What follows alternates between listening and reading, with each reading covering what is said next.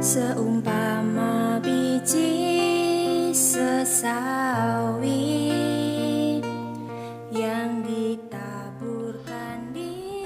Selamat pagi, saudara yang kasih Tuhan. Harapan saya sudah tetap semangat di dalam Tuhan dan hidup di dalam kekudusan, di dalam kasih kemurahan Tuhan. Kita tetap belajar tentang renungan dengan tema teguhkanlah hatimu. Di dalam new normal ini, kemarin saya sampaikan kalau kita boleh keluar di dalam new normal atau hidup di new normal ini, kita adalah orang pilihan Tuhan. Kita harus memiliki iman bahwa kita ini adalah orang pilihan Tuhan. Dan kalau kita orang yang dipilih Tuhan, maka kita harus meneguhkan hati kita. Lalu apa yang kita buat di dalam new normal ini?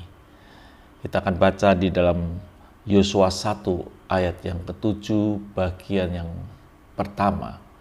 Dikatakan, hanya kuatkan dan teguhkanlah hatimu dengan sungguh-sungguh.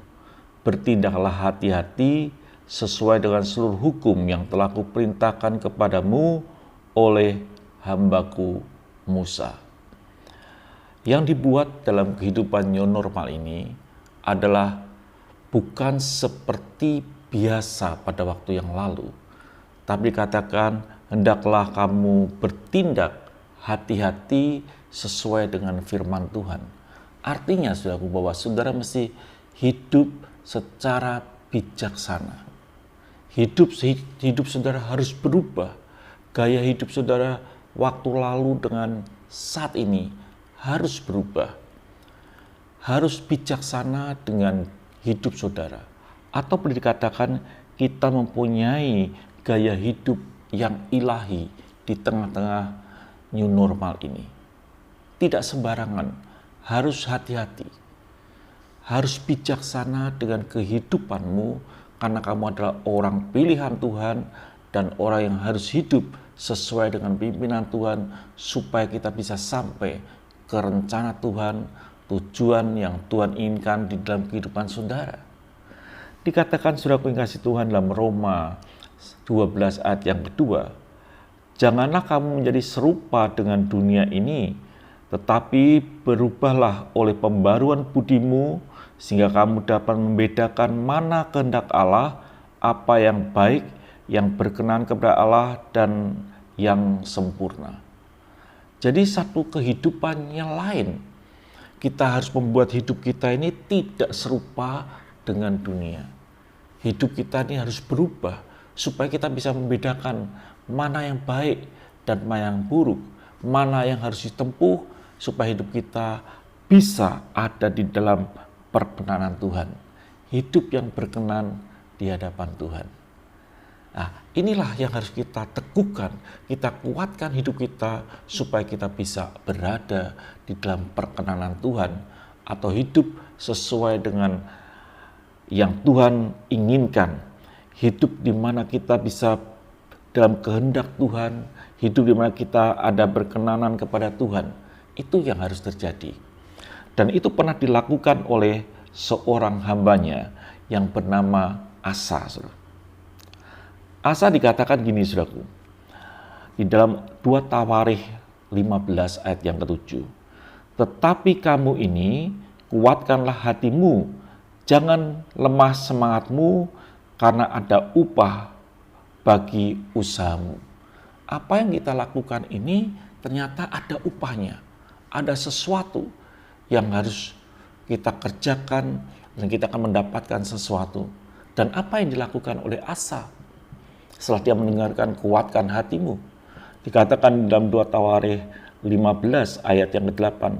Ketika Asa mendengar perkataan nubuat yang diucapkan oleh Nabi Asa bin Oded itu, ia menguatkan hatinya dan menyingkirkan dewa-dewa kekejian dari seluruh tanah Yehuda dan Benyamin dan dari kota-kota yang direbutnya di pegunungan Efraim. Ia membarui mezbah Tuhan yang ada di depan balai bait suci Tuhan.